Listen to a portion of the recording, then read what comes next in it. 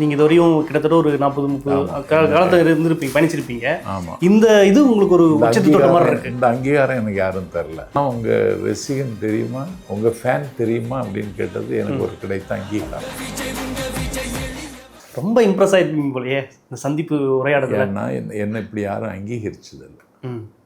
நீங்கள் இதுவரையும் கிட்டத்தட்ட ஒரு 40-30 காலத்தில் இருந்திருப்பீங்க, பயணிச்சிருப்பீங்க. ஆமாம். இந்த இது உங்களுக்கு ஒரு உச்சத்து தொட்ட மாதிரி இருக்கு. இந்த அங்கீகாரம் எனக்கு யாரும் தரல. நான் உங்கள் ரசிகன் தெரியுமா, உங்கள் ஃபேன் தெரியுமா அப்படின்னு கேட்டது எனக்கு ஒரு கிடைத்த அங்கீகாரம். அப்போ என்ன அவர் கண்காணித்து கொண்டிருக்கிறார், என் பேச்சை கூர்ந்து கவனிக்கிறார் அப்படிங்கிறத நான் புரிஞ்சுக்கிட்டேன். இந்த ஒரு கிட்டத்தட்ட இந்த வயதில் நீங்கள் தாவேக்க தேர்ந்தது காரணம் என்ன? சரியான அரசியல் போக்கு இருக்கிறனால தேர்ந்தெடுத்தீங்களா, இல்லை திமுக பக்கம் ஓரம் கட்டது விஜய் பக்கம் போனால் தான் சரியான பதிலீடு கொடுக்க முடியும் அப்படின்ற ஒரு கண்ணோட்டத்தில் போனீங்களா? அப்படி இல்லை. ஒரு தலைகளா, மனித தலைகளா, கடல் அலைகளாங்கிற அளவுக்கு அவருக்கு கூட்டம் வருது. எல்லாம் வாலிபர்கள். இவர்களோடு சேர்ந்து பயணிக்கிற ஒரு வாய்ப்பு எனக்கு கிடைச்சது.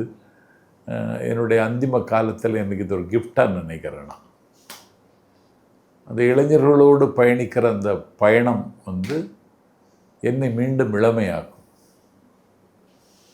எனக்கு மீண்டும் உற்சாகத்தை தரும், என்னுடைய ஆயுளை கூட்டும், என்னுடைய ஆரோக்கியத்தை மேம்படுத்தும்.